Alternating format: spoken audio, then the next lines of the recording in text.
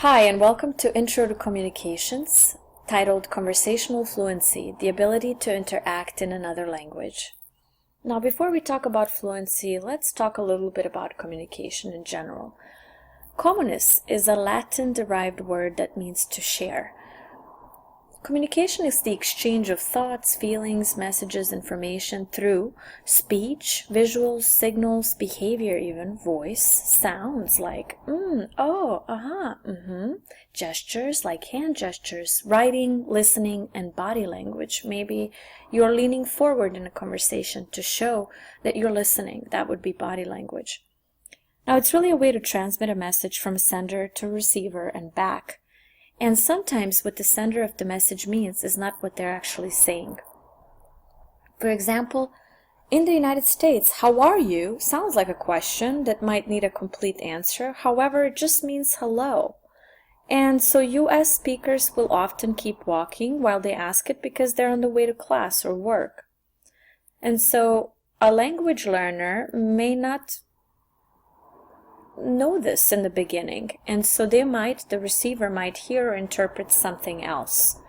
So that's what we mean by meaning versus function. There are two ways to think about communication channel and styles and purpose. For example, the communication channels are verbal and nonverbal, and we consider them to be oral, visual, and written as far as verbal is concerned. And then nonverbal elements are facial expressions, gestures, body language, silence even, and tone of voice. And did you know that about 70% of all communication is nonverbal? That means that we want to spend a little bit extra time with our conversation partners and talk about that and make that more explicit for them. The styles and purpose channel refers to formal and informal communication, such as, maybe the formal context of an office hour with a professor versus an informal context at a party or at a coffee shop ordering coffee.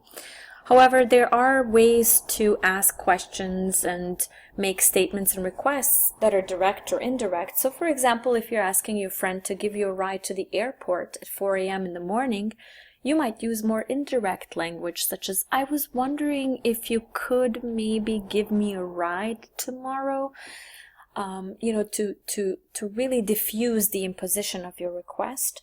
Or you might be more direct and say, hey, can you give me a ride tomorrow? For example, in Bosnia, Southern Europe, where I'm from, we can just say, give me a coffee at the coffee shop when we are ordering.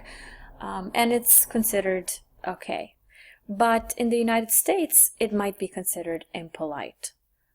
So the level of directness varies cross-culturally and situationally, and learners, they don't always intuitively know what is considered polite. So again, we want to make that more explicit for our conversation partners in our exchange with them.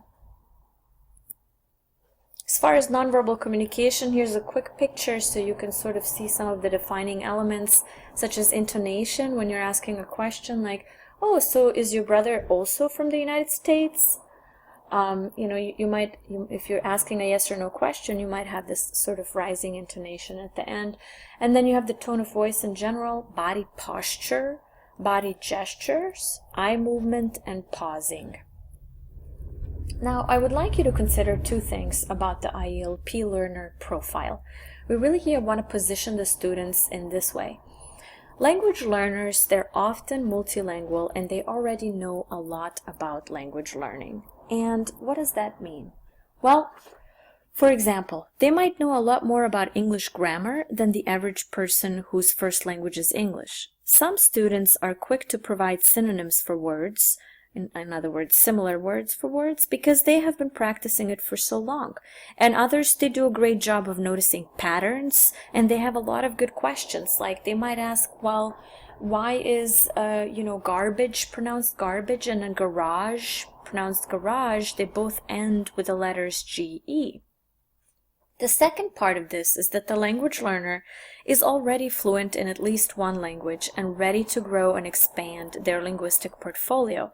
So we need to know that the language learner is already an expert at many things, including another language. So find out what your student and conversation partner and international friend is already an expert in, and help them practice what they already know. For example, in English, help them practice that to become more fluent at what they already know.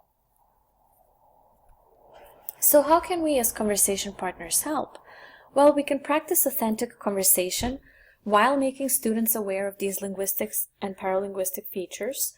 And our learners, they can become more fluent early on if they're exposed to interactional strategies such as paraphrasing, asking for clarification, or expressing interest. So you might practice with your student to reflect back to you what you just said, or summarize what's been said to check for understanding, and have the student practice asking for clarification or when they need more information, and also expressing interest via these nonverbal elements that are so important to show that you're listening and interested in continuing the conversation.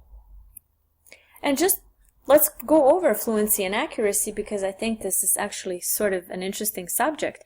But creating a balance is really the goal when you're learning a language. Except in our conversation partner rooms and sessions, we really want to focus on free speaking, which is fluency. In an oral proficiency environment, you're looking at 20 to 40,000 words for oral proficiency, and a basic conversational fluency, though, only requires 3,000 words. A fluent speaker speaks easily, quickly, with few pauses, and with little hesitation. So you really want to work with students on hesitating less and producing more without fear, and increasing their confidence in speaking. A fluent speaker tests out new vocab and expressions even if the grammar is not accurate.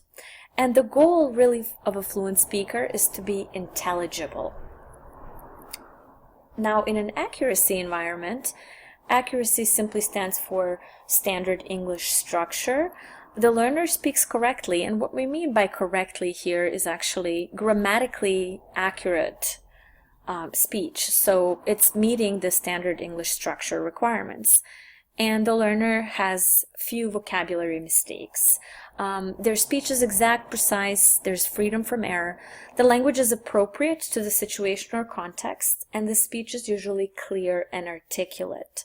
So mixing those two is ultimately where we want our learner to go, but we want to focus on fluency, free speaking. So, in summary, the mission of the Conversation Tutor is to carry out sessions that are focused, intentional, and authentic, and we hope that this little introduction will get you thinking about how you can bring this more intentional focus into the session with your conversation friend, and carry out sessions that equip students with conversational strategies, like we said, paraphrasing and expressing interest and negotiating meaning of what was said. And also the mission of the Conversation Tutor is to find out what the student is an expert in already, and practice that with them, and also learn something from your student. Finally, reposition students as competent speakers and autonomous learners. They really are experts of their own learning. Thank you so much.